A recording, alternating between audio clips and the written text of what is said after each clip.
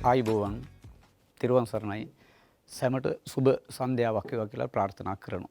අදත් අපි මේ ඔබ අප සම්බන්ධ වෙන්නේ ඔබගේ අනාගතය ජයග්‍රහණ මාවතකට යොමු කරන ජයමග විද්‍යා පන්තිය තුලින්. දරුවන් මේ වෙලාවේ පාසල් ගිහිල්ලා ඇවිල්ලා ආහාර අරගෙන ඊට පස්සේ පොඩි විවේකයක් ගන්න මේ වෙලාවේ අපි ගොඩාරියක් දැනුම් සම්භාරයක් තමන්ගේ ජීවිතයට එකතු කරගන්නයි මේ සූදානම් වෙන්නේ. මම අපේක්ෂා කරනවා මේ වෙලාවේ ලංකාවාසී බොහෝ සිසු දරුදරියන් මේ වැඩසටහන බොහොම උනන්දුවෙන් සහ ආසාවෙන් නරඹනවා ඇතයි කියලා. මම මේ පොඩි ආයාචනයකුත් කරනවා වටපිටාවේ වැඩිහිටි දෙමව්පියෝ ඉන්නවනම් පොඩ්ඩක් සාලෙට ඔබ ළඟට ලං කරගත්තට කිසි වැරද්දක් නැහැ. මොකද ඒ කට්ටියටත් ගොඩාරියක් දේවල් තියෙනවා මේ ජීවිතේ ඉගෙන ගන්න. මේ පැයක වගේ ආසන්න කාල සීමාව තුළ අපේ ජීවිතේ අපිට ගොඩාරියක් දේවල් එකතු කරගන්න. දැනුම සම්පින්ඩණය කරගෙන තමන්ගේ ගුණධර්මත් එක්ක තමන්ගේ දිවි පැවැත්ම අධ්‍යාපනය සියල්ලක්ම සාර්ථක කරගන්න අවශ්‍ය වෙන අවවාද උපදෙස් සමගින් තමයි අදත් විද්‍යාපන්තිය තුලින් අපි හම්බ වෙන්නේ. එතකොට ආරම්භයේදීම මේ දරුදරියන්ට විශේෂ කාරණයක් මතක් කරන්න ඕනි. ඒ තමයි දැන් ඔයා ආලින්දේ ටීවී එක ඉස්සරහා වාඩි වෙලා ඉන්නකොට කරන්න යන්නේ කුමක්ද කියන කාරණේ ඔක්කොටම ඉස්සෙල්ලා හිතට ගන්න ඕනේ. දැන් මේ යන්නේ තමන්ගේ ජීවිතේට ගොඩාරියක් දැනුමක් එක් රැස් කරගන්න. නිවැරදි දැනුම් සම්භාරයක් ජීවිතයට එකතු කරගන්න. ඒ නිසා විවිධ සිතුවිලි මනසට එන එක නතර කරගන්න සිද්ධ වෙනවා. කියන හැම වචනයක්ම පදයක් මේ ස්පිල්ලක් පාපිල්ලක් නැර තමන් අධ්‍යයනය කරන්න මතක තියාගන්න උත්සාහ කරන්න ඕනේ. ඒ සඳහා මේ දරුවන්ට අවශ්‍ය වෙනවා නිදහස් මනසක්. අපේ ජීවිත කාලය තුල අපිට ගොඩාරියක් අත්දැකීම් ලැබෙන අවස්ථාවන් තියෙනවා. ඒවා විඳ දරා ගන්න නිදහස් සැහැල්ලු මනසක් දරුදරියන්ට තියෙන්න ඕනේ. දැන් මම ප්‍රශ්නයක් අහුවොත් එහෙම අද දහවලට ආහාරයට ගත්තේ මොනවද කියලා මතකයිද? ටිකක් වෙලා යනවා. සාමාන්‍යයෙන් ඉගෙනගත්ත දෙයක් අමතක වීම සාමාන්‍ය දෙයක්. මතක තබා ගැනීම තමයි උත්සාහ කරන්න වෙන අවස්ථාව. සමහර කට්ටිය ඕක විනින් අනිත් පැත්තට තමයි හිතන්නේ. මොකද්ද? මතක තබා ගැනීම අනිවාර්යයි. අමතක වීම සාමාන්‍ය දෙයක් විදිහට සැලකන්නේ නැහැ. හොඳයි. දැන් අපේ යම් වැඩක් කරන්න යනකොට නිදහස් මනස වැදගත්. ඒ වගේම තමයි ශරීර සෞඛ්‍යයත් වැදගත්. මම මේ පොඩි කතාවක් කියන්නයි යන්නේ අපේ ජීවිතේට එකතු කරගන්න. ඒ නිසායි මම කිව්වේ මේ වෙලාවේ දෙමව්පියනුත් වැඩිහිටියනුත් ඉන්නනම් පොඩ්ඩක් තමන් ළඟට ලං කරගත්තට කිසි වැරද්දක් නැහැ. ගොඩාරියක් දේවල් අද ඔය කට්ටියට ඉගෙන ගන්න හම්බ වෙනවා. මේ දරුදරියන්ගෙන් මම ප්‍රශ්නයක් ඇහුවොත් එහෙම අපි මොන භක්ෂකයින්ද කියලා. සර්ව භක්ෂකයින් කියලා කියනවා. එතකොට සර්ව භක්ෂකයා කියලා කියන්නේ ශාක ද්‍රව්‍ය මාංශමය ආහාර සියල්ලම ගන්න ජීවිය. මේ දරුවෝ කාරණයක් මතක තියාගන්න ඕනේ තමයි අපේ ආහාර ජීර්ණ පද්ධතිය සකස් වෙලා තියෙන්නේ කොහොමද කියන කාරණේ. මොන වගේ ආහාර ජීර්ණ පද්ධතියද තියෙන්නේ? අපිට තියෙන්නේ ශාක භක්ෂකයෙකුට අයත් ආහාර ජීර්ණ පද්ධතිය. ඒ කියන්නේ අපේ ආහාර ජීර්ණ පද්ධතිය දිගයි. එහි කොටස් අපි නිකම් නම් කරගත්තොත් විශාලම දිගම කොටස වෙන්නේ කුඩාන්ත්‍රය. ඒකේ ආහාර ජීර්ණ ඵල ගොඩාරිය කියලා රැඳිලා තියෙන අවස්ථාවක්. ඒ නිසා මම මේ විශේෂයෙන් කතා කරන්න යන්නේ අපේ ආහාරයට එකතු වෙන ද්‍රව්‍ය පිළිබඳව. මේ දරුවෝ මේ වෙලාවේ ආහාර අරගෙන ඉන්න වෙලාවේ ආහාරයේ දවල් තිබුණේ මොනවද කියලා මතක් කරන්න කියලා කිව්වේ. ඒකේ පලා වර්ග තියෙන්නේ නැති, එළවලු වර්ග තියෙන්නේ නැති, මස් මාළු එහෙමත් තියෙන්නේ නැති. මේක ඔක්කොම අපේ ශරීරගත වෙනවා. එතකොට ඔය කට්ටිය දන්නවද මේ වෙනකොට වාර්තා වෙන ආකාරයට මේ ඉන්න පරම්පරාවේ ආයු කාලය අවුරුදු 35කට වගේ සීමා වෙනවයි කියලා කිව්වොත් අන්න ඒ නිසාමයි මම වැඩිහිටියෝ ටිකක් ලං කරගන්න කියලා කිව්වේ. ඒතර ඔබගේ දෙමව්පියන් ඔබට ආහාර පාන මේ හැම දෙයක්ම ලබා දෙන්නේ ඔබගේ සුඛ විහරණය සඳහා. එතකොට ලැබෙන ආහාර වසවිස වලින් තොර වීම ඉතාම වැදගත් වෙනවා. ඒ හින්දා ඔබට ආහාර පාන ලැබෙනවා ඇති, ගන්නවා ඇති. ඒවා වසවිස වලින් තොරද නැද්ද කියන කාරණේ ඉතාම වැදගත්. අපි දේහයේ තනිකරම රසායනික ද්‍රව්‍ය ගොඩක්. ඒ රසායනික ද්‍රව්‍ය ස්වභාව ධර්මයට අනුකූලව තමයි තියෙන්න ඕනි ප්‍රමාණයන් තියෙනවා. බාහිරින් විවිධ රසායනික ද්‍රව්‍ය දේහගත වුණාම අපේ ජීව ක්‍රියාවලි ඒ අනුව සිදුවන සිතුවිලි ආදී සියල්ලම අපි බලාපොරොත්තු නොවන ඒවා වෙන්න පුළුවන්. ඒ හින්දා ආහාරය ගොඩාරියක් වැදගත් විශේෂයෙන් ඉගෙන ගන්න දරුවන්ට. ඒ හින්දා ඔබ සැලකිලිමත් විය යුතුයි ඔබ ගන්න ආහාර පාන පිළිබඳව. ඔබ වතුර බෝතලයකින් නැත්නම් ප්ලාස්ටික් බෝතලයක. ඔබ නොදැනුවත්වම ඔබ දේහගත වෙන ප්ලාස්ටික් ප්‍රමාණය මයික්‍රෝන අංශු වලින් කොච්චරක්ද කියලා තීරණය කරන්න. දැන් කොච්චර කාලයක ඔබ ප්ලාස්ටික් බෝතල් භාවිතා කරාද? ඒ නිසා අන්න එතන ඉඳලම අපිට හදාගන්න ගොඩාරියක් දේවල් තියෙනවා. විශේෂ කරුණු උදාහරණය කරගන්න ඉස්සෙල්ලා ඔබ තමන්ට ලැබෙන ආහාරය පිළිබඳව සැලකිලිමත් වෙන්න. ඒතර අපි මස් මාළු ප්‍රමාණය ආහාරයට ගන්න ප්‍රමාණය වැඩි නම් දේහගත වෙන වසවිස ප්‍රමාණයත් වැඩි කියලා මතක තියාගන්න. මොකද මේ දරුවෝ දන්නවා ආහාර දාම කියන සිද්ධිය. ආහාර ගත්තට පස්සේ මේ ජීවීන් ශ්‍රේණියක් ඔස්සේ මේක ගමන් කරනෝනේ. ඒ ගමන් කරන්නේ ශක්තිය. එතෙන්දී දේහගත වන බැරලෝහ විෂ රසායනික ද්‍රව්‍ය ප්‍රමාණය වැඩි වෙනවා ආහාර දාමයේ කෙලවරින් එක්කෙනාට. ආහාර දාමයේ කෙලවරින් එක්කෙනාගේ දේහගත වන රසායනික ද්‍රව්‍ය ප්‍රමාණය වැඩි.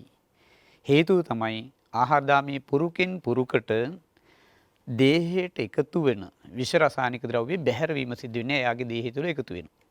ඒ එකතු වීම තුළ ඊගාව එක්කෙනාට ඒ විෂ රසායනික ද්‍රව්‍ය හැමම ගමන් කරනවා. එහෙනම් ඔබ වැඩිපුර මස් මාළු වලට ඇබ්බැහි වෙලා තිනවා නම් ඒ කියන්නේ ඔයා ගොඩාරියක් රෝගී තත්ත්වයටපත් වෙන තමයි අවස්ථාව වැඩි වෙලා තියෙන්නේ. අපි ශාක ද්‍රව්‍ය ප්‍රමාණය වැඩි කරගත්තාම ශාක භක්ෂකයේ ස්වරූපයට දේහය සකස් වෙලා තියෙනවා නම් මොකද ඒක ජීර්ණය වීමට ගොඩාරියක් කල් අවශ්‍ය වෙනවා. මාංශ භක්ෂකයාගේ දේහය තුල ආහාර රැඳෙන ප්‍රමාණය කාලය අඩුයි. ඒ හින්දා වසවිස දේහයේ තියෙන ප්‍රමාණයත් අඩු වෙනවා. ඒ නිසා අර මාංශ භක්ෂකයේ ස්වරූපයට අපි ආහාර ගන්න ගියොත් එහෙම අපිට ලෙඩ රෝග වැළඳෙන ඒවා මොනවද කියලාවත් හොයන්න බැරි තත්ත්වයකටපත් වෙනවා. ඒ නිසා ගන්න ආහාරයේ වැදගත්. ඒ ආහාරය පිළිබඳව Taman ඊටාම කල්පනාකාරී වෙන්න ඕනේ. මොකද අද වෙළඳ පොළ තුල තියෙන සියලුම දේවල් රසායනික ද්‍රව්‍ය වලින් නාවල තියෙන. වෛද්‍ය මතයට අනුව පලා වර්ග වල 600 ගුණයකින් වසවිස අන්තර්ගත වෙනවා. ඒතර අද දවල්ට ගත්ත පලා වර්ගයේ ඔබ වසවිස ප්‍රමාණයක් තමයි ආහාරයට අරගෙන තියෙන්නේ. එතකොට මේ දේහයගත රසායනය සම්පූර්ණයෙන්ම වෙනස් වුණාම ඔකට මතක ශක්තිය හිම කල්පනා ශක්තිය ඒවා අඩු වෙලා යන්න පුළුවන්. ආයු කාලය අඩු වෙන්න පුළුවන්. විවිධ ලෙඩ රෝග හැදෙන්න පුළුවන්. මේ නිසා තමන්ගේ ආහාරය පිළිබඳ සැලකිලිමත් වෙන්න මේ දූ දරුවන් කාරණයක් හොඳට මතක තියාගන්න. මම මේක නිරන්තරයෙන්ම වගේ මතක් කරනවා. ඒ තමයි අඩුම තරමේ ගෙදර අද මේ පාඩම අවසානයේදී මල් පෝච්චියක් අරගන්න. මල් පෝච්චියක් අරගෙන මිරිස් ඇට ටිකක් ඒකේ තවන් දාන්න. එහෙම නැත්නම් ලුණු ගෙඩි කීපයක් ඒකේ හිටවන්න. අන්න එතනින් ආරම්භ කරමු. ගෙදරට අවශ්‍ය වෙන විෂ රසායනික ද්‍රව්‍ය වලින් තොර ආහාර ටික චුට්ට චුට්ට අපි එකතු කරගමු. දෙමාපියන්ට මේ බව කියන්න. ඔබ ආරම්භ කරන්න ඔබ. එතකොට දෙමාපියන් මේ පිළිබඳව උනන්දුවෙන් ඔබවත් කට්ටියම එකට එකතු වෙලා ගෙවත්තු තුල තමන්ට අවශ්‍ය පරිභෝජනයට අවශ්‍ය පලා ගහේ ඉඳලා සියල්ලම සම්පූර්ණ කරගන්න අවස්ථාව තියෙනවා. එහෙනම් නිරෝගී ජීවිතය ඔක්කොටම කලින් අපි ඇති කරගන්න ඕනේ. එතකොට අපි දැන් අපේ වැඩ කටයුත්තට අත තියුවොත් එහෙම විද්‍යා පන්තියේ ඔයාලා දන්නවා විද්‍යාව කොටස් තුනකට බෙදෙනවනේ. භෞතික විද්‍යාවයි, රසායන විද්‍යාවයි, ඊට පස්සේ ජීව විද්‍යාව. ගියවර අපි සාකච්ඡා කරේ ජීව විද්‍යාවට අදාළ පාඩම් දෙකක්. මෙතන පාඩම් ඉවර කිරීමට වඩා මේ දරුවෝ හොඳට මතක තියාගන්න ඕන කාරණයක් තමයි දැනුම සොයාගෙන පන්තියකට ගියත් පාසලකට ගියත් කොහේ ගියත් Tamanට දැනුමයි අවශ්‍ය වෙන්නේ. ඒ හින්දා දැනුම උකහා ගන්න පුළුවන් ඕනම ස්ථානයකින් ඒ දැනුම ගන්න. අරගෙන අරගත්ත දැනුම මතකයේ තියාගන්න අතරම නැවත ආවර්ජනයක යෙදෙන්න. අද මොනවද පන්ති ඉගෙන ගත්තේ? ඉගෙන ගත්ත දේවල් මතක් කරන්න පුළුවන්ද කියලා බලන්න. ඒක අනිවාර්යයෙන්ම සිද්ධ විය යුතු කාරණයක්. කටපාඩම් කිරීම වලින් බැහැර වෙන්න. ඒක අසාර්ථකයි. කටපාඩම් කළ යුතු තැන්වලදී ගුරුවරයා කියනවා මේක ඔයා කටපාඩමේ තියාගන්න. කටපාඩම් කරන ඒවා නෙමෙයි විද්‍යාව තුළ තියෙන ගොඩාරියක් අවබෝධ කරගන්න මතකෙන් සාමාන්‍ය ජීවිතයත් එක්ක ගලපන්න. එතකොට නිතර දෙවිලා විද්‍යා ලෝකයේ තුල ජීවත් වෙයි. ඒක ආයාසයෙන් කරන්න ඕනේ දෙයක් නෙමෙයි කියන කාරණේ පැහැදිලිවම අවබෝධ කරගත යුතුයි. ඉතින් අද මේ දරුවන්ට මම බලාපොරොත්තු වෙනවා මේ කට්ටියගේ මෙහෙම මතයක් තියෙනවනේ භෞතික විද්‍යාව අමාරුයි. අරක අමාරුයි මේක අමාරුයි කියලා ජප කරලා ඒක හිතට ආරෝපණය කරගෙන පන්ති කාමරයට ඇතුළු වෙනවා. ඒ මානසිකත්වයේ කලින්ම අයින් කරගන්න. ඔබ දරුවෙක් බොහෝ කරුණු කාරණා ඉගෙන ගන්න ඉන්න දරුවෙක් නිදහස් සැහැල්ලු මනස ගොඩාරියක් වටිනවා. ඒ නිදහස් සැහැල්ලු මනසෙන් තමයි ඕනම ස්ථානයක දැනුම ලබා ගැනීමේදී ඔබ රැඳී සිටිය යුත්තේ. නිදහස් සැහැල්ලු මනස. අනිත් එක ඔබ දන්නවා බුදුරජාණන් වහන්සේගේ කාලේ බුදුරජාණන් වහන්සේගේ ධර්ම දේශනා කරන්න ගිය බොහෝ අය ඒ බලාපොරොත්තු වෙන නිවන් මාර්ගය සාක්ෂාත් කරගත්තනේ. බුදුහාමුදුරුවෝ ධර්ම දේශනා කරන ස්ථානවලදී කාටවත් වෙනස් සිතුවිලි තියාගෙන ඉන්න බෑ කියලා හැම කෙනාම දන්නවා. මොකද බුදු නුවණින් ඒ සියල්ලම හිතන දේවල්, පතන දේවල් සියල්ලම බුදු ඇසට හසු වෙනවා. එහිදී හැම කෙනාම පරිස්සම් වෙනවා. අද දේශනය මොකක්ද? ඒක අපි ග්‍රහණය කරගත්තේ කෙසේද කියන කාරණේ පිළිබඳ අවබෝධයෙන් තමයි ධර්ම දේශනය අහුම්කම් දෙන්නේ. ඒ වගේ මේ දරුවන් කොත්තන අධ්‍යාපනය ලබා ගන්න ගියත් නිදහස් සැහැල්ලු මනස අද මම මෙතනට වාඩි වුණේ මොකටද? අරමුණ මොකද්ද කියන කාරණේ විතරක් පෙරදරිව ඇහුම්කන් දීමත් ඇස් දෙකක් දීලා තියෙන නිරීක්ෂණයට රූප බලන්න, කන් දෙකක් දීලා තියෙන ශ්‍රවණයට ශබ්ද හඳුනා ගන්න, මතක තියාගන්න. මේ සියල්ල සංකලනය වුණ තැන ඔබගේ දැනුම පුළුල් වෙයි, අවබෝධ වෙයි, ඔබ දියුණු වෙයි. ඔබේ ජයග්‍රහණී මාවතේ ජය මග වචනේ පරිසමාප්ත අර්ථයෙන්ම අර්ථ ගැන්විය හැකි වැඩසටහන් මාලාවක් තමයි මේ ජය මග නාලිකාව තුලින් ඔබ වෙත හැමදෑම මේ ගේන්න උත්සාහ කරන්නේ. ඔබ ඉන් නිසි ඵල ප්‍රයෝජන ලබා ගන්නු වෙතයි අපි හුදෙක් විශ්වාස කරනවා. හොඳයි. අද පාඩම වෙන්නේ භෞතික විද්‍යාවට අදාළව. මේ අමාරුයි කියලා ජප කරන නේද? ඔළුවට කාවද්දලා තියෙන විෂය කොටසක්. අපි සරලව ඉගෙන ගමු. සාමාන්‍ය ජීවිතය තුළින් දකින්න බලමු. මේ විද්‍යාව තියෙන්නේ පරිසරයේ ඔයාගේ ඇඟේ අවට වටපිටාවේ මිසක් ලියපු print කරපු පොත්වල නෙමෙයි කියන කාරණේ මතක තියාගන්න. ඒව ඔක්කොම දාලා තියෙන්නේ කෙටියෙන් වැරදියට හරි පොත්වලට දාලා තියෙන්නේ පරිසරයේ තියෙන දේවල් සිදුවීම්. ඒ හින්දා අපි ඒ තැන්වලදීම ඒවා තියලා අපි නිරීක්ෂණය කරන්න පටන් ගමු. ආන්නේ දාට අපේ ගමන කාටවත් නතර කරන්න බෑ. සාර්ථක ගමනක්. ජය මාර්ගය, ජය මග, ඔබගේ ජය මග අනාගත රටේ ජයග්‍රහණය කියන කාරණේ හොඳට මතක තියාගන්න. මෙහෙම කියනවනේ නේ. ඔබ රටේ අනාගතයයි. කවුද කියන්නේ? දැන් ඉන්න අපිට මේ වචනේ පාවිච්චි කරන්නත් බෑ. දේශපාලඥයෝ කියනවා දරු සම්පත කියලා අනාගත පරපුරයි. ඇත්තද කතාව? ඒ වචනේ පරිසමාප්ත අර්ථයෙන්ම ඒ ඉෂ්ට කරන්න ඕන කැප වෙනවාද ප්‍රශ්නයක්. ඒ ප්‍රශ්නේ හිම තියලා ඔබ හිතන්න, නිදහසේ හිතන්න පටන් ගන්න. තමන් ගැන හිතන්න, තමන්ගේ දෙමව්පියෝ, පරිසරය, සතා සිව්පාවුන් මේව ගැන හිතන්න පටන් ගන්න. එතකොට බලය, ඔන්න වචනයක් බලය. මොකද්ද බලය කිව්වහම එකපාරට මතක් වෙයි දේශපාලන වැඩසටහන් තියෙනවා බලය කියලානේ. තවත් තියෙනවා සමාජයේ පුවත්පත් ගත්තාම ගුවන් විදුලියට ඇහුම්කන් දන් රූපවාහිනියට ඇහුම්කන් බැලුවත් මොනවද තියෙන්නේ? මැර බලය, දේශපාලන බලය ඕවනේ. ඒ බල නෙමෙයි. මේ කතා කරන්නේ අපේ සාමාන්‍ය ජීවිතයේ මොනියම් හෝ ක්‍රියාවක් කරන්න ගියත් අත්‍යවශ්‍ය වන හැම තැනදීම ක්‍රියාත්මක වන බල පිළිබඳව.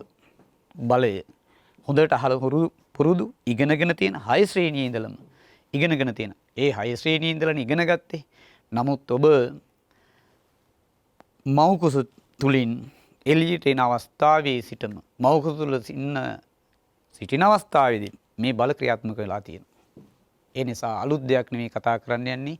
ඒවා යෙදෙන තැන් යෙදීම් කොහොමද කියන කාරණේ තමයි අද ඔය කට්ටිය ඉගෙන ගන්න යන්නේ. එහෙනම් අමාරු දෙයක් නෙමෙයි. බලය ගැන බලමු අපි.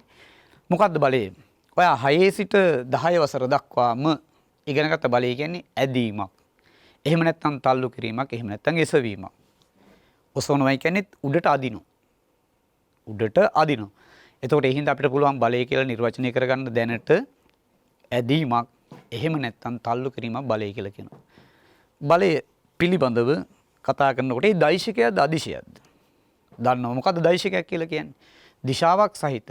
ඒ වචනේ වෙනුවට මේ දරුවෝ පාවිච්චි කරන නිශ්චිත දිශාව කියන වචනේ පාවිච්චි කරන්න හැම වෙලෙම පුරුදු වෙන්න. බලයට නිශ්චිත දිශාවක් තියෙනවා. විශාලත්වයක් තියෙනවා. විශාලත්වයෙන් අනින්නේ මොනවයින්ද? නිව්ටන් කියන එකකින්. නිව්ටන් පිළිබඳව අහලා තියෙනවනේ. සර් අයිසැක් නිව්ටන් නැත්නම් ශ්‍රීමත් අයිසැක් නිව්ටන් තමයි ගුරුත්වාකර්ෂණ බලය මොන ගහ යටද හොයාගත්තේ? ඇපල් ගහක් යටදී. එතකොට බලය මේ බලය කියලා කියන එකට මොනවද කරන්න පුළුවන්? අපි සාමාන්‍ය ජීවිතේ බලය දෙන අවස්ථා බැලුවොත් මොනවද තියෙන්නේ? දැන් මං ඇවිදිනවා මෙහෙම. ඇවිදිනකොට බල ක්‍රියාත්මක වෙනවනේ. මොන බලද? විවිධාකාරී බල. බල ප්‍රධාන කොටස් දෙකකට බෙදන්න පුළුවන්. එකක් තමයි දැන් මම මේ පෘෂ්ඨයේ ස්පර්ශ කරනවා මෙහෙම ඇවිදින්. එතකොට ක්‍රියාත්මක වෙන බල තියෙනවා.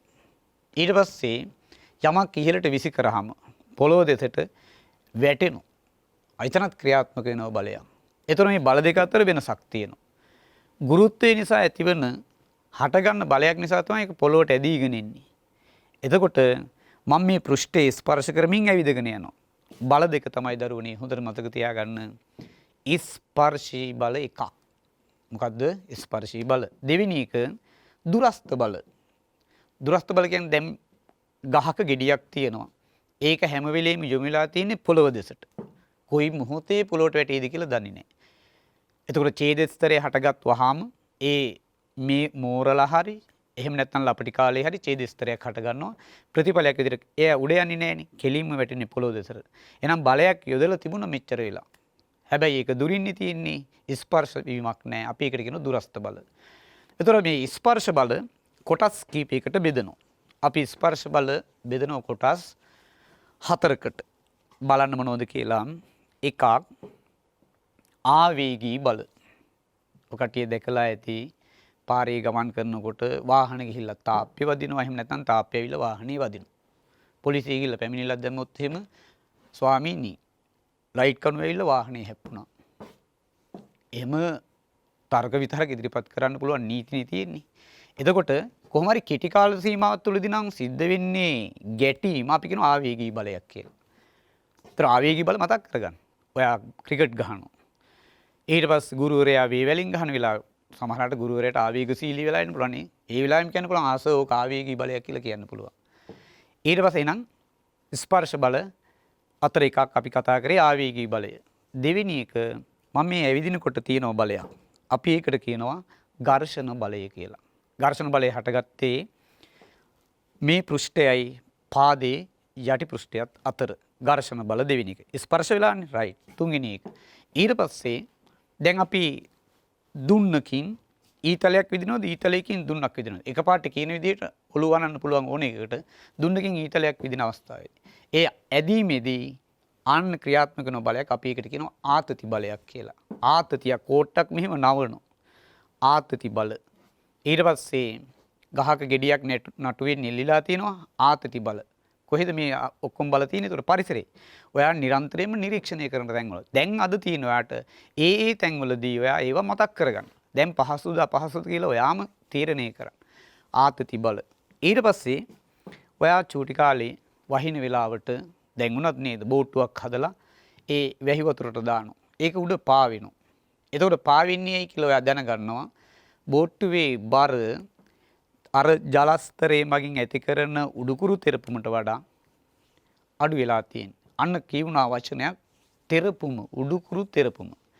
ඒකත් ස්පර්ශ වෙලානේ තියෙන්නේ. එහෙනම් අපි ඔය කතා කරේ ස්පර්ශ බල ආකාර හතර මොනවද? එක ආවේගී බලය, දෙවෙනි එක ඝර්ෂණ බලය, තුන්වෙනි එක ආතති බලය, හතරවෙනි එක මොකද්ද? තෙරපුම් බලය. ඒතොර ඒක තරලයක් ගත්තාම ජලයේ ද්‍රවයක් විතරක් නෙමෙයි. අපි වාතය සහ ජලය නැත්තම් ද්‍රව පොදුවේ කියනවා තරල මාධ්‍ය. තරල මාධ්‍ය තුලදී තමයි සිද්ධ වෙන්නේ තෙරපුම් බලයක්. එතකොට අපි මේ කතා කරපු බල අතර එක බල ප්‍රභේදයක් තමයි කතා කරේ මොනවද? ස්පර්ශ බල. අනිත් බල මෙන්න මේවා. එකක් අපි කතා කරනවා දුරස්ත බල දුරස්ත බල ආකාර කීපයකට වෙන් කරනවා මොනවද? එකක් තමයි ගුරුත්වාකර්ෂණ බලය. හැම එක්කෙනාම දකිනදී. ඊට පස්සේ අනිත් එක අපි හඳුන්වනවා ස්ථಿತಿ විද්‍යුත් බල. ඔයාට මතකයිද අර පෑනක් ඔළුවේ අතුල්ලලා නේද? මේ විදිහට පෑනක් අරගෙන මෙහෙම හොඳට ඔළුවේ අතුල්ලලා චූටි කොළ කෑලි වලට ලං කරා මතකයි. ආන්න එතෙන්දී ඔයා දැක්ක නේද චූටි කොළ කෑලි මේකට ඇදිලා. අපි හතේ පන්තිදී ඔක ඉගෙන ගත්තනේ ස්ථಿತಿ විද්‍යුත් ආකර්ෂණ බල. ස්පර්ශ වුණේ නැහෙනි. කොළ කෑලි වලට ලං කළා විතරයි. ආකර්ෂණය වුණා. එතකොට ස්ථಿತಿ විද්‍යුත් බල කියන්නේ දුරස්ත බලයක්. ඊගාවට අපිට කතා කරන්න පුළුවන් තවත් බලයක් තමයි චුම්බක බල. චුම්බක බල හයේ පන්තියේදී කතා කරේ. දැන් ඒව මතක් කරගන්න ඕනි. ඔබ බලන්න මේ අතීතයේ ඉගෙනගත්තු දේවල් දැන් මතකයේ තියෙනවද? අමතක වෙලා තියෙනවා නම් වැරද්ද කොතනද? දරුවනි නිහතමානීව පිළිගන්න වෙනවා. ඔයාගේ තමයි වැරද්ද. ඇයි? මතක තියාගන්න උත්සාහ කරා මතක තියාගත්තා නැවත ඔයා ඒ ටික එළියට ගන්න උත්සාහ කරේ නැහැ. හරිනේ? රයිට්. අද ඉඳලා පටන් ගමු. ඉගෙන ගත්ත දේ පොඩ්ඩක් රෙස්ට් එකේ ඉඳලා අද ඉගෙන ගත්තේ මොනවද කියලා මතක් කරන්න පටන් ගන්න. ඕන්න ඊට පස්සේ ඔයා ලස්සනට අහගෙන හිටියේ නම් මතකයේ තියෙන ඒවා ලස්සනට අනිත් පැත්තට රිවයින් වෙන්න පටන් ගන්නවා. හැබැයි ඔයා අහගෙන හිටියේ කාටුන් එකක් ගැන, අද උදේ සිදුවෙච්ච සිදුවීමක් ගැන, දවල් ගත ආහාරයේ අඩුපාඩුවක් පිළිබඳව, එහෙම නැත්නම් ළමෙක් එක ගහගත් එකක් පිළිබඳව, කෝන්තරයක් පිළිබඳව. ඒවත් එක්ක නම් සබ්ජෙක්ට් එක අහගෙන හිටියේ ඔයාට මේ ඔක්කොම කලවමේ ගිහිල්ලා අර මෙමරි එකේ ස්ටෝ වෙලා තියෙයි, ගබඩා වෙලා තියෙයි. අදින්න බලනවා එන්නේ නැහැ. ඇයි? අපිලි වෙලයි. කොහෙද තියෙන්නේ කියලා දන්නෙත් නැහැ. ඒ නිසා මයි කිව්වේ නිදහස් සැහැල්ලු මනසින් මේ දැනුම ලබා ගන්න උත්සාහ කරන්න කියලා. මනස සංසුන් කරගත යුතුයි. කියන දේ හොඳට ඇහෙන්න ඕනේ. මං කියන හැම දෙයක්ම ඇහෙන්න ඕනේ. ඉස්පිල්ලක් පාපිල්ලක් නැර. හොඳයි. අපි එහෙනම් අර බලේ බෙදාගෙන ඉගෙන ගන්න පොඩි chart එකක් දාගමු මේ විදිහට.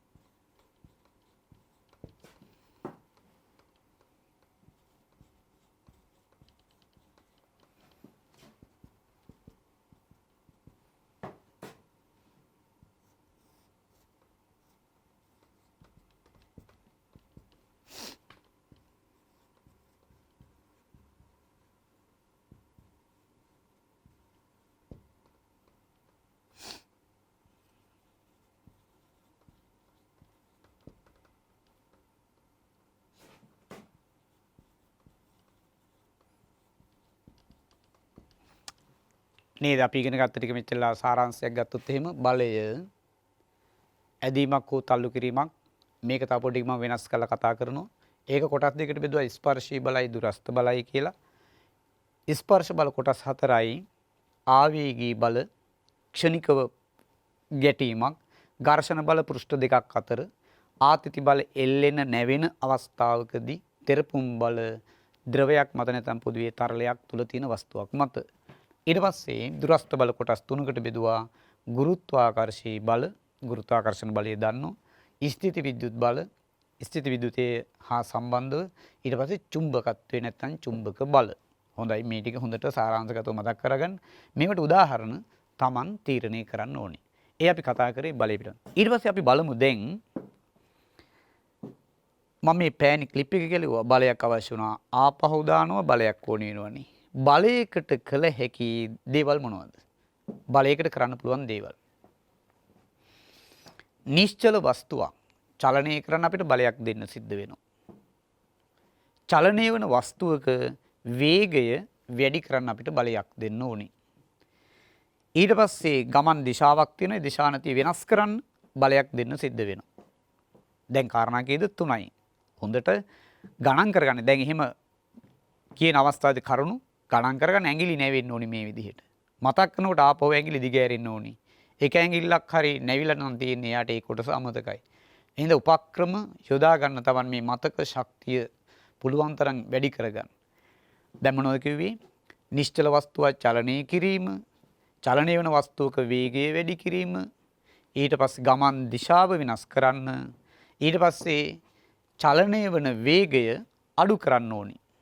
අන්තිමට දරුවනේ වස්තුව චලනය වෙන එක නතර කරන්නත් බලයක් යොදන්න ඕනිනේ. ඊට පස්සේ නතර කරනකොට නතර කිරීමේ පිළිවෙලක් තියෙනවනේ. බැරි වෙලා ගිහලා තාප් එක වැදුනොත් මොකද වෙන්නේ? වාහනයක් නම් හැඩය වෙනස් වෙනවද නැද්ද? ආන්න හැඩය වෙනස් වුණා. එහෙනම් බලයකට කළ හැකි කාර්යයන් කීයක් තියෙනවද? 6යි. මොනවද මේ 6?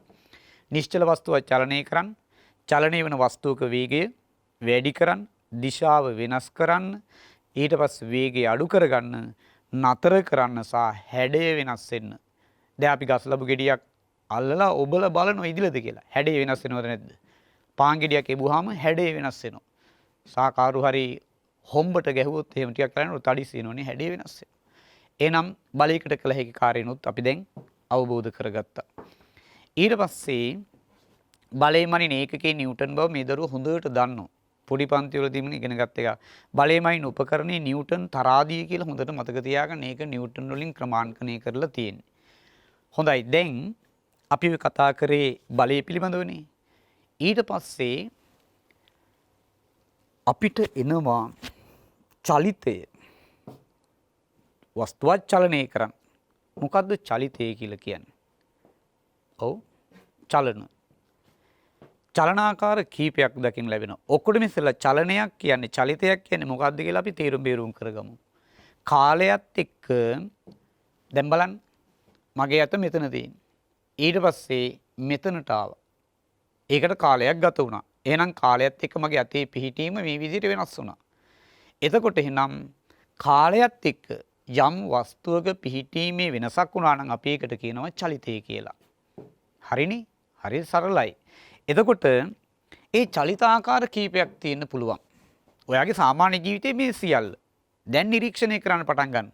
උදාහරණ ඔයා මතක් කරගන්න. මම පැහැදිලි කරනවා ඔයා උදාහරණ මතක් කරනවා. අන්න සම්බන්ධතාවය ගොඩනගෙනවා, මතක් වෙනවා, ප්‍රායෝගික වෙනවා. දැනුම ගිහිල්ලා මතකයේ ගබඩාවේ මේ කාරණේ මේකයි කියලා ඔයාට ප්‍රායෝගික ජීවිතය තුළින් දකින්න. බලන්න දැන් අපි කිව්වා මේ බලය මේ චලිතය ආකාර කීපයකට. එකක් තමයි සරල රේඛීය චලිතය. දැන් සරල රේඛාවක් කියන එක ඕනෙ කෙනෙක් දන්න ඕනේ. ඔයා අඩි රූලක් තියලා පැන්සලෙන් රේඛාවක් අඳිනවා. ඒක සරල රේඛාවක්. දැන් ඔයා බලන්න සරල රේඛීය චලිත පරිසරය තුල දකින්නේ කොහේද කියලා. දැන් වැහි බිඳුවක් වැටෙන්නේ කොහොමද? වැහි බිඳුව මෙහිම වැටෙනවද? නෑනේ. ඒක ක්ෂණයෙන් රේඛීය සරල රේඛීය මාර්ගයකයි වැටෙන්නේ. උල්කාපාතයක් වටන ආකාරය නිරීක්ෂණය කරලා ඇති. බහුතරයක් අය ඒක නිරීක්ෂණය කළා නැහැ. ඇයි? එළියට බහින්න බයයිනේ රාත්‍රී කාලේනේ. පරිසරය නිරීක්ෂණය කරන්න ඕනේ හැම වෙලෙම. පුළුවන් හැම මොහොතකම අහස නිරීක්ෂණය කරන්න. අපිට ඉගෙන ගන්න ගොඩාරියක් දේවල් තියෙනවා. ජීවිත කාලය පුරාම ඉගෙන ගන්න. ඉගෙනගෙන අතනින් ඉවර වෙලා මෙතනින් එහෙම කියලා එකක් නැහැ. එතකොට ඔන්න සරල රේඛීය චලිත. දැන් ගහකින් ගෙඩියක් වැටෙන අවස්ථාවේ මොන චලනයක්ද තියෙන්නේ? ගහෙන් ගෙඩිය වැටෙනවා. ඒක සුළඟේ පාවිලා මෙහෙම යන්නේ නැහනේ. සරල රේඛීය චලිත. තවත් ඔයා මතක් කරගන්න මීටර් 100 තරංගයකදී එයා සිග්සැග් ක්‍රමයට දුවනවද? එතකොට මොකද වෙන්නේ? මීටර් 100 200 කරගන්න බලන්නේ නැහැ නේ. පුළුවන් නම් 75 කරගන්න තමයි බලන්නේ. ඒකින්ද සරල රේඛීය මාර්ගයක යා චලනය කරන්න ඕනේ. දැන් හරි සරල රේඛීය චලිතය. ඊට පස්සේ තවත් චලනාකාරයක් වෙනවා. අපි ඒකට කියන වෘත්තාකාර චලනය. මොකද්ද වෘත්තාකාර චලනය කියන්නේ? වෘතය කියන්නේ මොකද්ද? කිසියම් නිශ්චිත වූ ලක්ෂයකට නියත දුරකින් ගමන් කරන්නා වූ පතය මාර්ගයට අපි කියනවා වෘතය කියලා. එතකොට එවැනි චලන අපිට පරිසරයේ දකින්න ලැබෙනවා. ඔයාගේ අවට දකින්න ලැබෙනවා. මොනවද? ඔව් වෘත්තාකාර චලන. දැන් ඔන්න ඔයාට මතක් වෙනවා කරකැවෙන ඒවා. ඒ කරකැවෙන ඒවා මතක් වෙලා කරකැවිල්ල හැදෙන්නත් පුළුවන්. දැන් තීරුම් බේරුම් කරන්න මොකක්ද වෘත්තාකාර චලනය? දැන් බලන්න සූර්යා කේන්ද්‍ර කොටගෙන ග්‍රහලෝක ඒ වටා මොකද වෙන්නේ? භ්‍රමණයේද පරිභ්‍රමණයේද? පටලව ගන්න බෑ.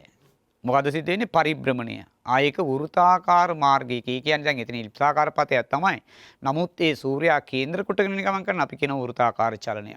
වටා ගමන් කරන. භ්‍රමණය කියලා කියන්නේ තවත් චලනාකාරයක් අපි පස්සේ බලමු. කෝ තව වෘත්තාකාර චලන.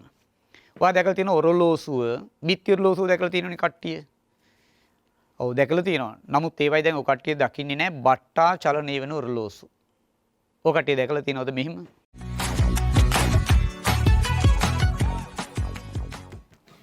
ඔරලෝසු බට්ටා මේ වගේ චලනයක් තියෙනනේ. මේ ආධාරක විදිහට මෙන්න මේ විදිහට මේක දෝලණය වෙනවා. දැන් ඔන්න තවත් චලනාකාරයක් මෙතන විස්තර වෙනවා. මෙයා මෙතනට ගිහිල්ලා ඊට පස්සේ මෙතනට ඇවිල්ලා ආපහු මෙහාට ගිහිල්ලා ආයි මෙතනට එනවා. නේ මේ ලක්ෂයේ කේන්ද්‍රවටගෙන තමයි මෙයා එහාට මෙහාට දෝලණය වෙන්නේ. ආන්න මෙයා මේ ගමන් කරන්නේ මේ ලක්ෂයට සාපේක්ෂවනේ වෘත්තාකාර චලනයක්. ඊට පස්සේ වාහනයක් වංගුවක් ගන්නවා. මොන චලනයක්ද? වෘත්තාකාර චලනයක්. තවත් මතක් කරගන්න. දැන් ඔයාට එකපාරට ෆෑන් එක මතක් වුණා නේද? ෆෑන් එක කියන්නේ වෘත්තාකාර චලනයක් කියලාද හිතන්නේ? නෑ දරුවනේ. එයාගේ යම් ඔය ෆෑන් එකේ පෙත්තක යම් ලක්ෂයක් කියලා හිතමුකෝ. අපි හිතමු ළමෙක් චුයින්ගම් කෑල්ලක් අලවල තියෙන ෆෑන් එකේ එක තටුවක. අන්නේ චුයින්ගම් කෑල්ල ගමන් කරන්නේ වෘත්තාකාර මාර්ගයක. දැන් පැහැදිලිනේ. ඒතර ෆෑන් එක අයිති වෙන්නේ භ්‍රමණ චලනයකට. දැන් වෙනස හඳුන ගන්න ඔයා උත්සාහ කරනවා. ලක්ෂයක් වටා නම් යම් වස්තුවක් ගමන් කරන්නේ ඒක අපි හඳුන්වන්නේ මේ වගේනේ. ලක්ෂය මේ ලක්ෂයේ වටා මේ විදිහට සිදුවන චලන තමයි අපි වෘත්තාකාර කියලා කියන්නේ. දැන් අක්ෂයක්. දැන් බලන්න මම මේ පෑන මේ විදිහට භ්‍රමණය කරනවා. ওই විදිහට භ්‍රමණය කරනවා. ඒක මොන චලනයක්ද? ආන්න ඒකට කියනවා භ්‍රමණ චලනය. එතකොට දැන් බලන්න පෘථුවිය සූර්යාව වටා පරිභ්‍රමණය වෙනවා. ඒ කියන්නේ වෘත්තාකාර මාර්ගය. ඒ කියන්නේ චලනයක්. ඊට පස්සේ හැබැයි පෘථුවිය තමන්ගේ අක්ෂය වටා මොකද වෙන්නේ? භ්‍රමණය. අන්න කියුණා වචනයක් අක්ෂයක් වටා සිදු කරන්නා වූ චලනකට අපි කියනවා භ්‍රමණ චලනයක් කියලා. පැහැදිලිනේ දැන්? වෘත්තාකාර චලනය කියන්නේ ලක්ෂයක් වටා. භ්‍රමණ චලනය කියලා කියන්නේ අක්ෂයක් වටා සිදු කරන්නා වූ චලනය. පැහැදිලි? පරිසරය තුලින් ඔයාට ඒවට උදාහරණ තීරණය කරගන්න. ඒ ඔබගේ ජයග්‍රහණයේ මාවත ජය මඟ නිරන්තරයෙන්ම උදාහරණ ගන්න උත්සාහ කරන්න. ඒ තුල ඔයාට මේ විෂය කරුණු අවබෝධයට එයි. ඔයා අනිල් ළමයින්ගෙන් කොපි කරන්නේ පරිසරයෙන් කොපි කරලායි ප්‍රශ්න වලට උත්තර ලියන්නේ. ඒකත් හොඳට මතක තියාගන්න. දැන් අපිට තවත් චලනාකාරයක් මතක් කරගන්න ඕනි. ඒ තමයි මෙතනදී කියුණා. මෙතනදී කියුණා ඒක කම්පන සහ දෝලන කියලා. තවත් චලනාකාරයක් තමයි කම්පන සහ දෝලන. සාමාන්‍ය ජීවිතේ කම්පන නැද්ද? සාමාන්‍ය ජීවිතය තුල දෝලන නැද්ද? ඒක අපි සාමාන්‍ය ජීවිතේ විවහාර කරන වචන වෙනස්. වචන සෙට්ස් වෙනස් වෙනවනේ. අපි සයන්ටිෆික් වර්ඩ්ස් පාවිච්චි කරනවා විද්‍යා විෂය ඉගෙන ගන්නවහම. දැන් කම්පනීට ඔයා සාමාන්‍ය ජීවිතේ කම්පනී කියලා කියන්නේ නැහැ. අකුණු ගහනකොට දොර ජනෙල් මොකද වෙන්නේ? අපි කියන්නේ සෙලවෙන නැත්නම් දෙදරනවා කියලා. ආන්නේ දෙදරනවා කියන එකට අපි කියනවා කම්පනී කියලා. ඊට පස්සේ දෝලනය. දෝලනයට අපි සාමාන්‍ය ජීවිතේ ව්‍යවහාර කරන වචනේ මොකද්ද? ඒ තමයි ඕක අම්ම දන්නවා. නේ? ප්‍රායෝගික ජීවිතය තුළ ඕන අම්ම දැන් උදේ පාන්දර මිදුල අතු ගගා ඉන්නවා. ජැන්ඩියට පහට ඇඳගත්ත ලේඩි කෙනෙක් ජොබ් එකට යනවා. අම්මට පොඩි නේද? මොකක්ද ඇති වෙන්නේ? ඒ කාලේ මතක් වෙනවා. ඉරිසියාවක් වගේ ඉන්නත් පුළුවන් නේ. අම්මා මෙහිම කියලා නැද්ද? අර යන්නේ අර පැද්දි පැද්දි කියලා නැද්ද? පැද්දෙනවා කියන වචනයක් භාවිතා කරනවනේ. ඒ පැද්දෙනවයි කිව්වේ දෝලණය කියන එකයි. ඒතර අලියෙක් ගමන් කරන හොඬ වැල නේද? අපිට පේනවා පැද්දෙනවා. ඔන්චිල්ලාව කම්පණය වෙනවද පැද්දෙනවද? පැද්දෙනවා. එහෙනම් ඔය අඳුනගත්ත දැන් කම්පණය කියන්නේ මොකද්ද? දෝලණය කියන්නේ මොකද්ද? ඊට පස්සේ අර්ථ දෙකකින් මතක් කරගන්න ඕනි. කිසියම් වස්තුවක් ලක්ෂයකින් දෙපසට සිදු කරන රිද්මයානුකූල චලනයට අපි කියනවා කම්පන හෝ දෝලන කියලා. දැන් ඉන්න මේ කොල්ල කුරුට්ටෝ අඹ ගහකට ගලක් ගහලා ගෙඩියක් කඩා ගන්න පුළුවන් අයද ඉන්නේ. මං හිතනවා බහුතරයකට දැන් බෑ. අඹ ගහකට නැගලා ගෙඩියක් කඩා ගන්න හැකියාවකුත් නැහැ. අපි නම් ඉස්සර අඹ ගස් වලට ගල් ගහලා තියෙනවා. අඹ ගස් වල නැගලා අඹ ගෙඩි කඩලා තියෙනවා. ගහ උඩ නැගලා එක අත්තක් අල්ලගෙන අනිත් අත්ත පයට පාගත්ත අත්ත මොකද කරන්නේ? වේගෙන් කම්පණය කරනවා පැහිච්ච ගෙඩි ටික වැටෙනවා. එතෙන්දි කම්පණය කිරීම. සුළඟට අත්තක් දෝලණය වෙනවා. එහෙනම් දැන් ඔයාට පැහැදිලි මේත් එක්කල් අපි ඉගෙන ගත්ත දේවල් ඔක්කොම තිබුණේ පරිසරයේනේ, තියෙන්නේ පරිසරයේනේ. මේ පොත්තක් අස්සේ ලියාගෙන පිටු පෙරල ඇස් රිදෝගෙන ඔළුවේ කැක්කුම හදාගෙන මොනවට මෙච්චර වෙහෙසටපත් වුණාද? අද ඉඳලා පටන් ගන්න. වෙච්ච දේවල් වුණා. අද ඉඳලා ඔබගේ ජය මාර්ගය දැන් විවෘතයි. ඒ මාර්ගය තුල එන්න. සංසුන්ව එන්න. කලබල වෙන්න බෑ. බොහොම තැන්පත් මනසක් හදාගන්න. ඒකට තමයි මම මේ දරුවන්ට කිව්වේ පැලයක් හිටවන්න. හිටවපු පැලේ දිහා ඔයා හොඳට නිරීක්ෂණය කරන්න. දැන් භෞතික විද්‍යාව තමයි පාඩම. නමුත් මේ කරුණු කාරණා සියල්ල ඔයාට වැදගත්. පැලයක් පැලවෙනකොට ඔයා එකක් ඉගෙන ගත්ත නේද? මතකයිනේ. මොකද්ද? බීජ ප්‍රරෝහණය වන විදි පොතේ ලියලා මතක තියාගත්තේ. ඒක එහෙම කරන්න ඕන දෙයක් නෙවෙයි දරුවනේ. අද ඔයා ක්‍රියාත්මක වෙන්න. කවුපියට ටිකක් මෑට ටිකක් බෝංචියට ටිකක් හොයාගෙන හිටවන්. වී ඇටද තියෙන්නේ වී ගෙඩිද තියෙන්නේ කියලා ඇහුවොත් එහෙම ඔබ කියයි වී ඇට නේද තියෙන්නේ කියලා. මේ දරුවෝ වී ගෙඩි කියලා අහලා නැතුව ඇති වී ඇට කියලා අහලා ඇති. මම අහලා නැහැ ඇටයක් ඇතුලේ ඇටයක් තියෙනවා. ඒ කියන්නේ බීජයක් ඇතුලේ බීජයක් තියෙනවා කියලා මම නම් අහලා නැහැ. ඒතර වී කියන්නේ ඇත්තටම ඵලයක් කියලා හොඳට මතක තියාගන්න. වී ගෙඩි තියෙන්නේ. වී ගෙඩිය ඇතුලේ මොකක්ද තියෙන්නේ? වී ඇට. හාල් ඇට තියෙන්නේ. ඒක හිවිදිර මතක තියාගන්න. හොඳයි. එතකොට දැන් ඔයා බීජයක් හිටුවට පස්සේ ඒක පැලවෙන ආකාරය දැන් නිරීක්ෂණය කරනවානේ. පැලවෙන ආකාරය නිරීක්ෂණය කරන මොකද්ද නිරීක්ෂණය කරන්නේ? දැන් ඔයා බීජයක් මේ වී පැලවෙන්න දැම්මහම ඔයාට පේනවද මේ වී ගෙඩිය නැත්නම් ඔයා ওই බීජය කියන එක උඩට එසවීගෙන එනවද? නෑනේ. ඒක පොළොව මත හෝ තුල තිබිලා ප්‍රරෝහ කොටස ඉහළට ගමන් කරනවා. අපි ඒ ප්‍රරෝහණේ නම් කරා නේද අදෝබෞම කියලා. ඒක බීජපත්‍රී ශාක ප්‍රරෝහණය උනේ අදෝබෞම ප්‍රරෝහණය. ඒතර ද්විබීජපත්‍රී ශාකයක් ප්‍රරෝහණය වීමේදී ඒ බීජ පත්‍ර ඉහළට එසවෙන ආකාරය නිරීක්ෂණය කරાવી ඔබ ඔබේ පෝච්චියේ බීජ කීපයක් රෝපණය කරාම දැන් ඔයා පොත්ගුල්ලෙක්ද නැහැ ඔයා ප්‍රායෝගිකයි ආන්න ආරම්භය දැන් හරි ඔබ නිරීක්ෂණය කරනවා බීජ පත්‍ර දෙකක් එළියට එනවා ඒ අතරින් අංකුරයක් වැඩෙනවා බීජ පත්‍ර පොළවෙන් ඉහළට ආපනේ සාපේ ප්‍රරෝහණයට කියනවා අපි බෞම ප්‍රරෝහණය කියලා. ඔව් අපි වවුම වගේ හැවුනේ. අපි කොහොමත් වවුමු. අපි බෞම ප්‍රරෝහණය කියලායි මේක හඳුන්වන්නේ. ඒ නිසා සංසුන් මනසට මේ පරිසරයේ ශාකයක් වැඩෙන ආකාරයේ නිරීක්ෂණය කිරීම ඉතා වැදගත්. ඊටාම වැදගත්. දැන් මගේ චූටි පන්තිවල ඉන්න දරුදරියන් මේ පිළිබඳ හොඳට නිරීක්ෂණය කළා. ඒ කට්ටිය කතා කරනවා දැන්. ඒ කට්ටියට පුදුම මානසික සැහැල්ලුවක් ලැබෙනවා කියලා කියනවා මේ පැලයක් වැඩෙන ආකාරය නිරීක්ෂණය කිරීම. ඔබ ඉහළ පන්තියක ඉන්නවාය කියලා මේ වැඩි හිටියෝ මේක සැහැල්ලු කොට සලකන්න එපා. තමන්ගේ වත්ත තුල කිසියම් හෝ භෝග වර්ග කීපයක් හදාගෙන මේ දරුදැරියන්ට ඒවත් හොඳට ආහාර පාන සකස් කරලා දීලා මතක ශක්තිය වැඩි වෙන ආකාරයට නේ ධාරණ ශක්තිය වැඩි වෙනවයි කියලා කියනවා ගොටුකොළ වලට. මුගුණ වැන්න වලට හොඳට ඇස් දීප්තිමත් වෙනවා. ඇස් පෙනීම කොණ්ඩේ කළු පාට වෙනවා. මේ සියල්ල ඔබගේ ජීවිතය තුළට එකතු කරගන්න. මිල මුදල් වැය වෙන්නේ නැහැ. අවශ්‍ය වෙන්නේ කල්පනා කරන්න, නිවැරදිම තීන්දුව తీරන ගන්න ඕනේ. දැන් අපි විස වලින් බැට කාපු කාලේ හොඳටම ඇති. එතනට නැවතීමේ තිත තියලා අපි සැහැල්ලු මනසක් නිරෝගී ශරීරයක් පවත්වාගෙන සියල්ල යහපත් මාර්ගයට ජය මාවතට මේ අපේ ජයමග විද්‍යා පන්තියනේ. ඒ වගේ සියල්ලම ජයග්‍රහණී මාතකට යොමු කරගෙන ගමන් කරමු. හොඳයි. අපි නැවතත් ඒ චලිතය කියන තැනට ආවොත් එහෙම ඊට පස්සේ ඔයා ඉගෙන ගත්තා මේ චලිතය සරල රේඛීය චලිතය කියලා වෙනම කොටසක් ඉගෙන ගත්ත මතක ඇති. 10 පන්තියේදී දෙවෙනි පාඩමේදී සරල රේඛීය චලිතය. ඒකෙදි තමයි ඔයා ප්‍රස්ථාර අඳින්න ඉගෙන ගන්නවා. ඊට පස්සේ මෙන්න මේ පද ටිකක් විශේෂයෙන් ඔයා මතක් කරගත්ත මතකයි නේද බලන්න. දුර කියන්නේ මොකද්ද? විස්ථාපනය කියන්නේ මොකද්ද? ඊට පස්සේ වේගය, ප්‍රවේගය, ත්වරණය මතකයිනේ? right.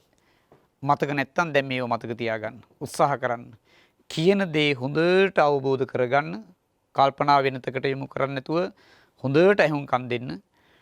එතකොට වෙන දේවල් ඇත්තටම ඔයා පාඩමත් එක්කනම් ඉන්නේ වෙන කිසිම දෙයක් ඔයාට ඇහෙන්නේ නැහැ. ඔයාට වෙන ශබ්ද ඇහෙනවා නම් ඒ කියන්නේ ඔයා විනින් පැති වලට මනස දුවනවා කියන එකයි. දැන් සරල රේඛීය චලිතය. මේකෙදී අපි කතා කරමු බලය කියන්නේ මොකද්ද කියලා අපි ඉගෙන ගත්තා. දෛශික කියලා කිව්වෙ මොනවද? විශාලත්වයක් වගේම නිශ්චිත දිශාවක් පවතිනවා. අපි ඒකට දෛශිකයක් කියලා කියනවා. අදිශ. මොනවද අදිශ රාශීන් කියලා කියන්නේ? විශාලත්වය තිබෙන නමුත් නිශ්චිත දිශාවක්. දරුවනේ කියන්න එපා දිශාවක් නැහැ කියලා. දිශාවක් තියෙනවා. නිශ්චිත දිශාවක් නොමැති රාශීන් වලට අපි කියනවා අදිශ රාශීන්. ඒ අනුව දුර විස්ථාපනය ගත්තාම දුර කියන්නේ මොකද්ද? අපි බලමු දැන් දුර කියන්නේ. දැන් නම් ඔයා ගෙදර හොඳට වාඩි වෙලා ටීවී එක නිරීක්ෂණය කරමින් ඉන්න වෙලාව. මේ වැඩසටහන හොඳට අවබෝධ කරගනිමින් ඉන්න වෙලාව. පන්තියට ගියයි කියලා හිතන්නකෝ. ඔයා දුර කතර ගෙවාගෙන පන්තියට යන්න ඕනේ. ඒතර මේ පන්තියට යනකොට ගෙවා ගිය ගමන් මාර්ගයක් තියෙනවනේ. පන්තියේ සමහරලාට මීටර 500ක් වෙන්න පුළුවන්, කිලෝමීටරයක් දෙකක් තුනක් හතරක් පහක් වෙන්න පුළුවන්. ඒ මාර්ගයේ ඔයා ගෙවා යන ගමන් මාර්ගයේ දිග ප්‍රමාණයට තමයි අපි කිව්වේ දුර කියලා. ඊට පස්සේ පන්තියට ගිහිල්ලා ගුරුවරයා ඇහුවොත් එහෙම ඔයාගෙන් පුතේ ඔයාගේ ගෙවල් කොයි පැත්තේද පිහිටලා තියෙන්නේ කියලා. එතකොට කියනවද මෙහෙම? මෙන්න මෙහෙම ගිහිල්ලා මෙහෙම කියලා කියනවද? නැහැ. ඔයා කෙලින්ම අත දික් කරලා කියනවා ආන්න අර පැත්තේ තියෙන්නේ කියලා. එතකොට ඒ නිශ්චිත දිශාවකට ඔයාගේ අත යොමු වුණා. ආන්න විස්ථාපනයේ ඒ වගේ. අපි ඒක රූප සටහනකින් බැලුවොත් එහෙම මෙන්න ලක්ෂ දෙකක් තියෙනවා. අපි හිතමු A කියලා. ඊට පස්සේ අපි හිතමු මෙතන E කියලා ලක්ෂයක් තියෙනවා. ස්ථාන දෙකක් ගමුකෝ. මේකට ගමන් කරන්න පුළුවන් වූ මාර්ග තියෙනවනේ. මොනවද? අපි හිතමු එක මාර්ගයක් තියෙනවා මේ වගේ. ඔය වගේ මාර්ගයක ගමන් කරන්න පුළුවන්. එහෙම නැත්නම් මේ වගේ මාර්ගයක ගමන් කරන්නත් පුළුවන්. එහෙම නැත්නම් මෙහෙම මාර්ගයක් වෙන්නත් පුළුවන්. මාර්ග කීපයක් තියෙන පුළුවන් යම් ස්ථාන දෙකකට යන්න පුළුවන්. එතකොට දැන් බලන්න මේක ඔයාලට පැහැදිලි වෙනසක් තියෙනවා. අපි හිතමු මේක කිලෝමීටර් 8යි කියලා.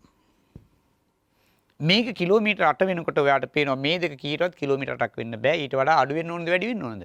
වැඩි විය යුතුයි. අපි හිතමු මේක 13යි කියලා කිලෝමීටර්.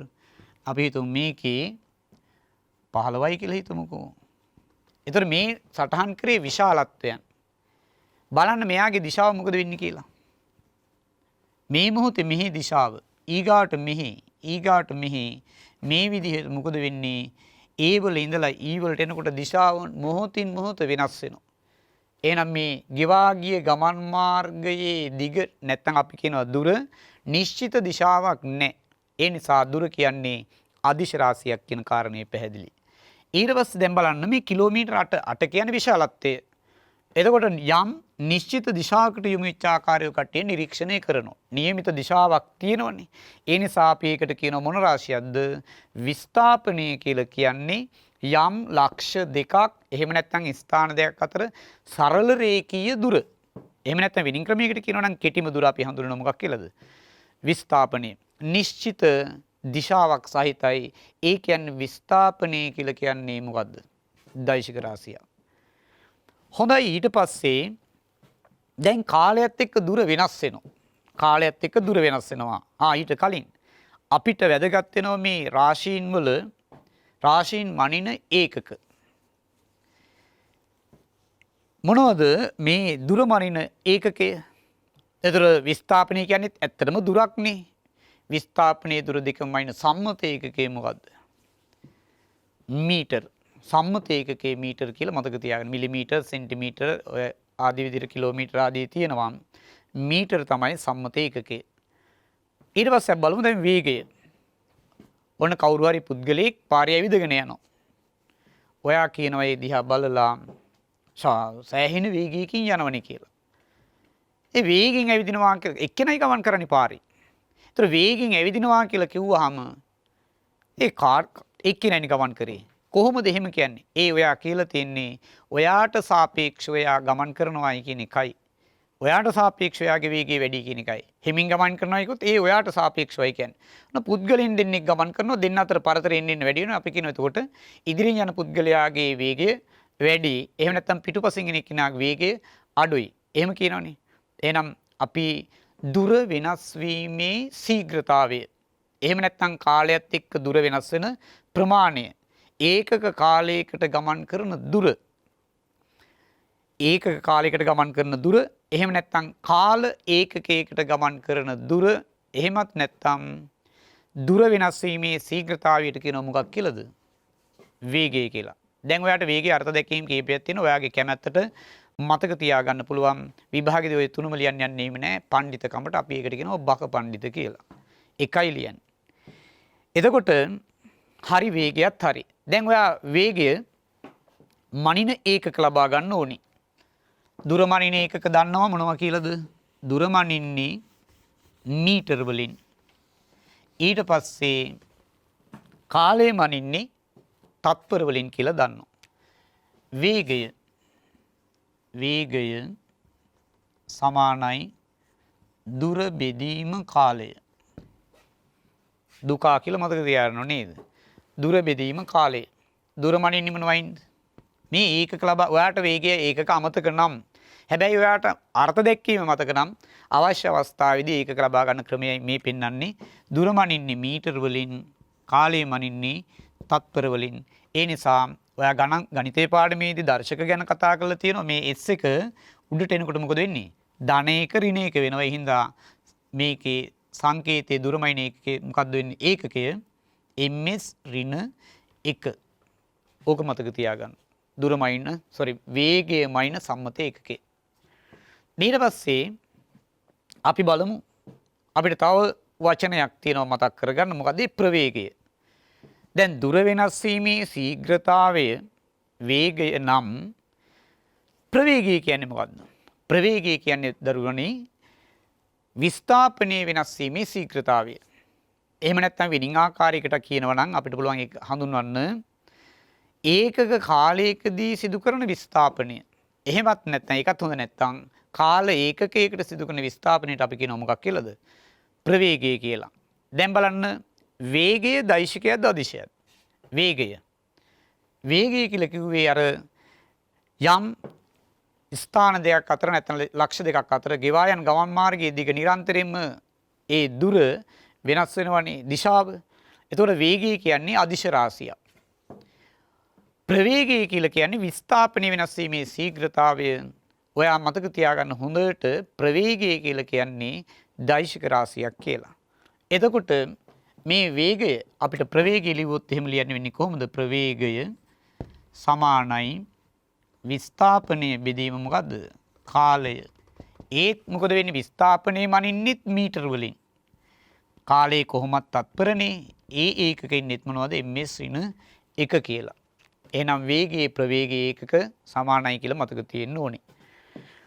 හොඳයි.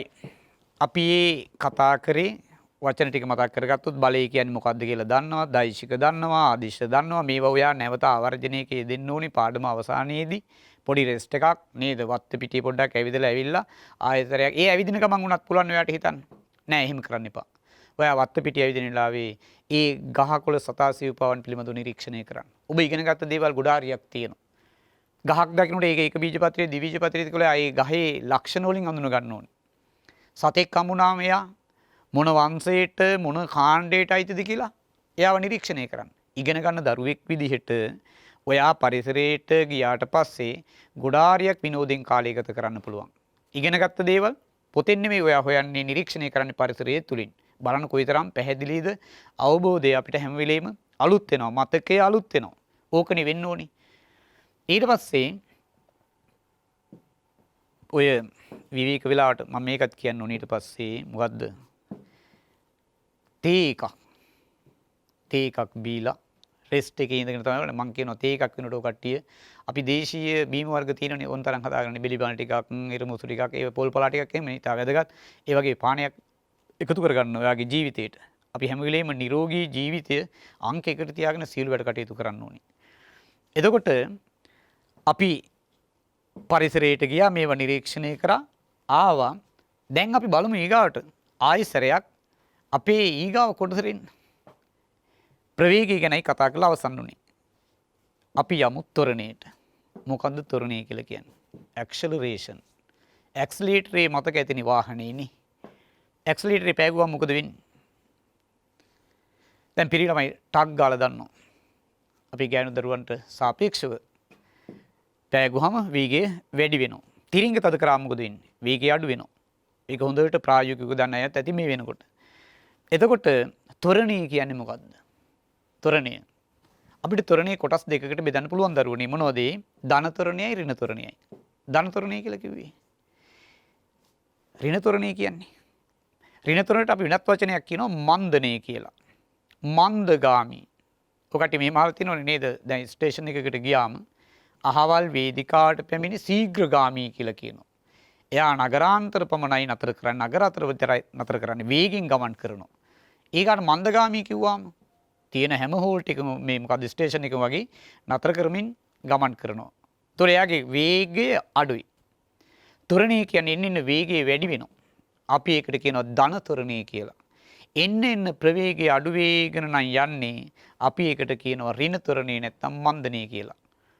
එතකොට ත්වරණය අපි අර්ථ දෙකකින් කරන්නේ මෙහෙමයි. මොකද්ද? ඒකක කාලයකට සිදු කරන ප්‍රවේගයේ වෙනස. නැත්නම් ප්‍රවේගයේ වෙනස් වීමේ ශීඝ්‍රතාවය. ප්‍රවේගය වෙනස් වීමේ ශීඝ්‍රතාවය.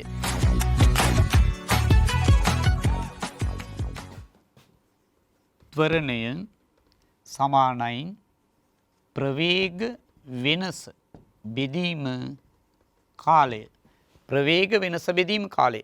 මේ මෙහෙම ලියන එකේ පොඩි විභාගයකුත් තියෙනවා. මොකද්ද? මෙතන මම ලිව්වේ කෙටියෙන් ප්‍රවේකා කියලා. ඒතොර ඔයා හොඳට අහගෙන හිටියන් රයිට් මේකේ නියෝජනය වෙන්නේ මොකද්ද කියලා අවබෝධ වෙන්න ඕනේ. මේකේ නියෝජනය වෙන්නේ මොකද්ද කියලා මතක් වෙන්න ඕනේ. ප්‍රවේග වෙනස බෙදීම කාලය. දැන් ඔයා කල්පනා කරනවා මොකද්ද ප්‍රවේග වෙනස? ප්‍රවේග වෙනස. වෙනසක් ගන්න නම් අනිවාර්යෙන්ම ප්‍රවේග දෙකක් තියෙන්න එපේ. මොනවද ප්‍රවේග දෙක? ප්‍රවේග දෙක තමයි එකක් අවසන් ප්‍රවේගය. අනිත් එකට අපි කියනවා ආරම්භක ප්‍රවේගය. එතකොට ප්‍රවේග වෙනස සමානයි අවසන් ප්‍රවේගය අඩු කිරීම ආරම්භක ප්‍රවේගය. මේ මොකද්ද ප්‍රවේග වෙනස කියන්නේ? මේ මොකද්ද මෙතන තියෙන්නේ? අවසන් ප්‍රවේගය අඩු කිරීම ආරම්භක ප්‍රවේගය. ලැබෙනවා ප්‍රවේග වෙනස. එහෙනම් අපි දැන් මේ ප්‍රවේග වෙනසට මේක ආදේශ කරමු. එතකොට ලැබෙනවා ත්වරණය කියන්නේ මොකද්ද? ත්වරණය සමානයි අවසන් ප්‍රවේගය අඩු කිරීම ආරම්භක ප්‍රවේගය බෙදීම කාලය. ওই විදිහට. එහෙනම් දැන් ඔයා වේගය ඊගාට ප්‍රවේගය ඊගාට මේ ත්වරණය ආදී කරුණු පිළිබඳව කතා කරා. දැන් අපි බලමු ත්වරණයේ ඒකක ලබා ගන්නේ කොහොමද කියලා. ත්වරණයේ ඒකක. ප්‍රවේග වෙනස කියන්නේ ප්‍රවේගයක් නේ. අපිට පුළුවන් ත්වරණය ලියන්න මෙහෙම. ත්වරණය සමානයි ප්‍රවේග වෙනස බෙදීම කාලය. ප්‍රවේග වෙනස කිව්වේ මනින්නේ මොනවයින්ද? ms ඍණ 1 තත්පරයට මීටර්. ඊට පස්සේ කාලය මනින්නේ තත්පර වලින්. ඒ නිසා ඒකක ලැබෙනවා ms මේ ධන එක උඩට එනකොට ඍණ 1 වෙනවා. ඒ ඍණ 1යි මේකයි ඍණ 2යි. දර්ශක පාඩමේදී මතක ඇති නේද? දර්ශක පාද සමාන නම් වැඩි කරනකොට දර්ශක එකතු වෙනවා කියලා. ඒ නිසා ms ඍණ 2. ඔකටට පැහැදිලි කාරණයක්. ඒ තමයි විද්‍යාවට ගණන් ඕනි. හොඳට ගණන් ටික ඕනි. සුළු කිරීම ඊටාම පැහැදිලි ඕනි. මේ අපි කතා කරමින් ඉන්න කොටස ගණනය කිරීම හා සම්බන්ධයි. අපි මෙතනින් පස්සේ කතා කරන්න යන්නේ දරුවනේ ප්‍රස්ථාර ඇඳීම පිළිබඳව. ඒ ප්‍රස්ථාර ඇඳීමේදී ඔයාට ගණිතයේ පාඩමේ ප්‍රස්ථාරාකාර මතක් වෙන්න ඕනේ. එකක් තමයි y සමානයි mx ආකාරයේ ප්‍රස්ථාර. ඒ පිළිබඳ හොඳ අවබෝධයක් තියෙනවා නම් මේ පාඩම හරි ලේසි. එහෙනම් විද්‍යාපන්තියේ තුල වැඩ කරන ඔයා ගණිතයට දක්ෂයෙක් වෙනවා නම් හොඳයි. ගණිත දැනුම හොඳට තියෙනවා නම් විද්‍යා විෂය ධාරාව හදාරන්න මතක තියාගන්න හරි ලේසි. ඒ නිසා මේ දරුවෝ අද මතක තියාගන්න අපි ගොඩාරියක් දේවල් කතා කරා. ජීවිතේට ගොඩාරිය හරවත් දේවල් එකතු කරගත්තා. දෙමව්පිය වැඩි හිටියොත් අවට හිටියා නම් ඔවුනුත් යමක් ඉගෙන ගත්තා. ඒ තමයි තමන්ගේ දරුදරියන්ට මනා ශරීර සෞඛ්‍යයක් කායික මානසික වශයෙන් ලැබෙන්න නම් හොඳ ආහාර වේලක් ලබා දිය යුතුයි. ඒ ආහාර වේලෙදී වස විස වලින් තොරව හොඳ පෝෂණ මට්ටමක් තියෙන ආහාර. ඒ තුල තමයි දරුවාගේ නැනස ඊට පස්සේ බුද්ධිය මතක ශක්තිය සියල්ල වර්ධනය වෙන්නේ. ඔයා දෙමව්පියන්ට කියන්නේ නැතුව ඔබ ක්‍රියාත්මක වෙන්න දෙමව්පියෝ නිරීක්ෂණය කරයි ඔබ අනුගමනය කරයි. එතකොට තමන්ගේ ජීවිතය තුළ තමන්ට අවශ්‍ය නිරෝගී පැවැත්මනේ නිරෝගී ජීවිතය උතුම්ම සම්පත කියලා කියනවනේ නිරෝගී සම්පත. මේ සියල්ල කරන්න අපිට නිරෝගී කයක් මනසක් තිබිය යුතුයි. ඒ නිසා උකට්ටිය වසවිස වලින් තොර වෙලා හැම වෙලෙම සැහැල්ලු නිදහස් මනසක් සකස් කරගෙන කරන කටයුත්ත මනා අවබෝධයකින් කල්පනාවකින් කරන්න. ඉගෙනගත් විෂය කරුණු නිරන්තරයෙන්ම ආවර්ජනය කරන්න. ඒක ඔයා විනෝදයක් කරගන්න. ඒ තුල ඔයාට සන්තෝෂයක් දැනේ සැහැල්ලු මනසක් ඇති වෙයි. අර වගා කිරීමේ වැඩපිළිවෙලට එකතු වෙන්න අදම ක්‍රියාත්මක වෙන්න. ඔබ නිරෝගී වන තරමට ඔබගේ මතක ශක්තියත් හොඳින් වර්ධනය වෙයි. එහෙමනම් අපේ විද්‍යාපන්තිය ජයමග වචනේ පරිසමාප්තාර්ථයෙන්ම එය නිවැරදි ජයමාවතක් කර ගැනීමේ අභිලාෂය ඔබ තුළ ආරෝපණය විය යුතුයි. එන්න අපිත් එක්ක එකතු වෙන්න ඔබගේ සහෘදයන්ට මේ පිළිබඳ අවබෝධය ලබා දෙන්න. තමන්ගේ ජයග්‍රහණය සමස්ත රටේම ජයග්‍රහණය කියලා මතක තියාගන්න. ඒ නිසා අපි තවත් පාඩමකින් ඊගාව දවසේ හමු වෙනකම් අදට අපේ ජයමග විද්‍යාපන්තියෙන් සමුදෙනවා. මේ දරුදැරියන් හොඳට මතක තියාගන්න නිදහස් නිරෝගී මනසකින් හැම වෙලෙම කරන වැඩේ පිළිවෙලට කරන්න. අපි ජයග්‍රාහී තවත් දවසකින් හමු වන අපේක්ෂාවෙන් මේ සමුගන්නේ අපේ ජයමග විද්‍යාපන්තියෙන්. ඔබ සැමට තෙරුවන් සරණයි. ආයුබෝවන්.